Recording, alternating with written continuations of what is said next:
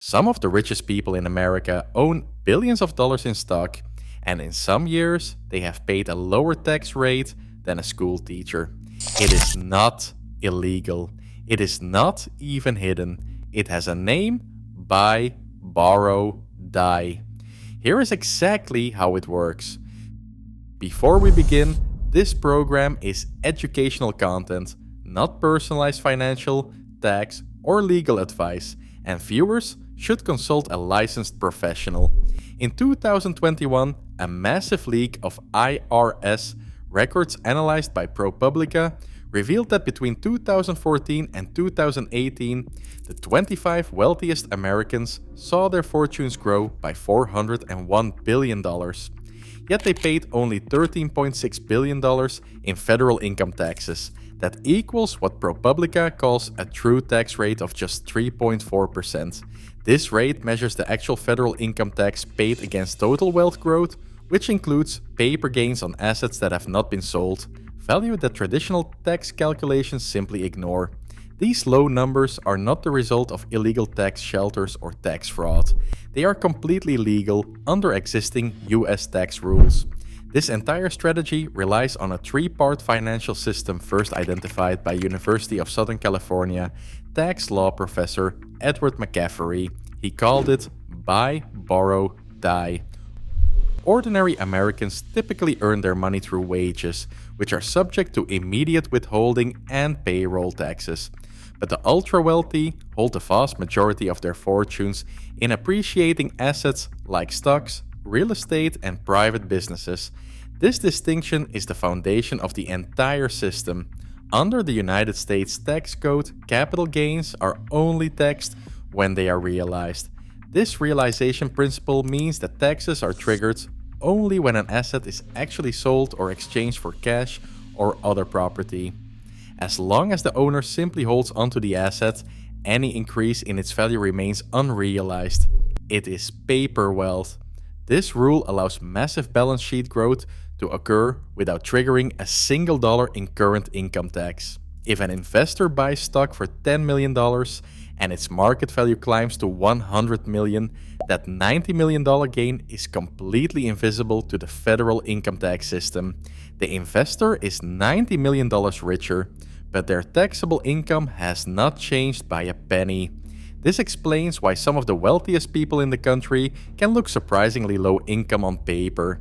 ProPublica's analysis of IRS records showed that in 2018, the 25 richest Americans reported a combined total of just $158 million in wages. That was a mere fraction of their actual wealth growth. On a standard form 1040, a billionaire can appear to have the income of a typical corporate executive, even while their net worth increases by billions of dollars. But holding onto these assets presents a practical problem. Paper wealth cannot buy a mansion, fund a new business venture, or pay for a luxury lifestyle. To spend money, you need cash. Yet, the moment an owner sells their shares to get that cash, they trigger a realization event, generating a massive capital gains tax bill.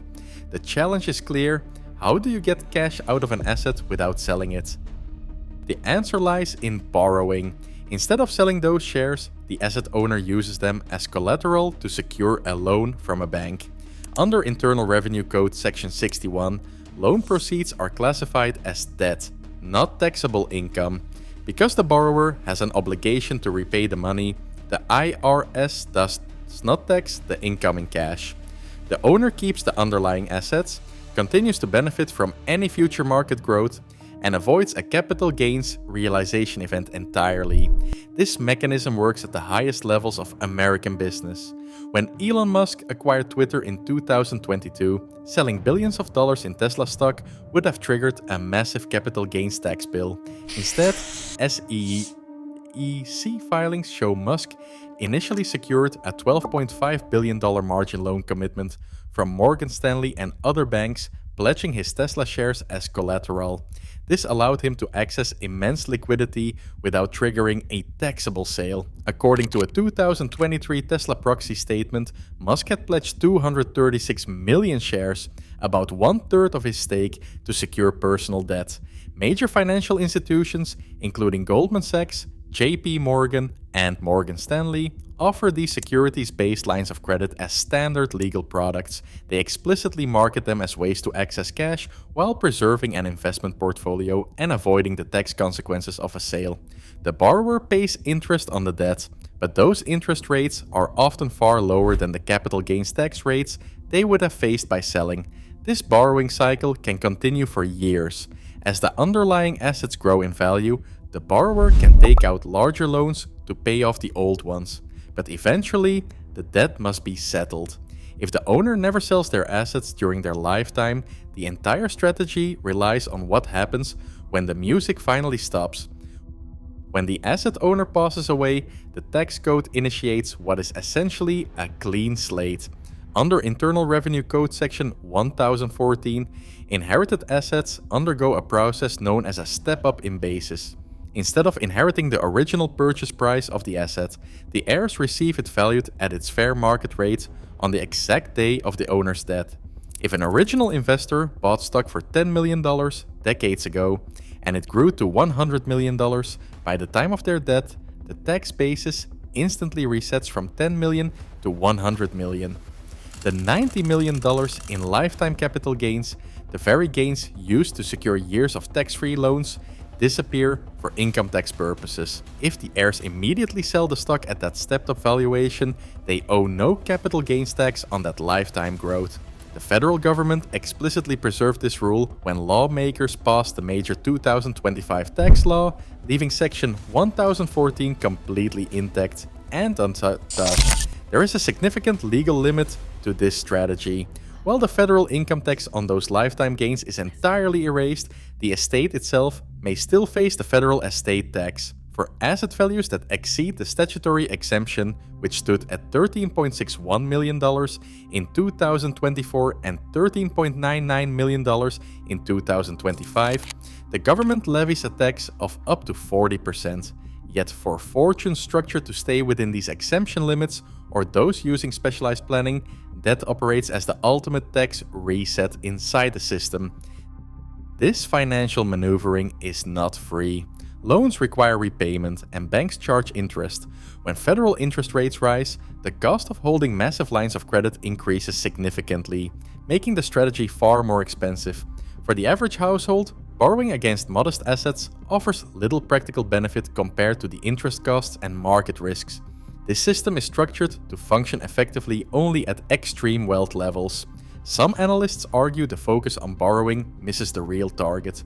The Tax Policy Center suggests that buy, borrow, die overstates the role of loans, arguing instead that the sheer existence of unrealized gains is the primary source of the wealth tax gap. Some billionaires also dispute the premise entirely. In a May 2026 CNBC interview, Jeff Bezos said there is no truth to the strategy. Senators Elizabeth Warren and Ron Wyden have proposed sweeping reforms, including a wealth tax and the billionaire's income tax, which would tax unrealized capital gains annually and eliminate the step-up in basis at debt to close the loophole. Whether lawmakers will successfully dismantle these rules or preserve the long-standing foundations of the tax code remains an open, hotly contested debate. Ultimately, the tax code reflects what society values. Should the step-up loophole stay or go? Share your thoughts below and follow on Facebook for weekly money breakdowns. Subscribe to TaxCode on YouTube.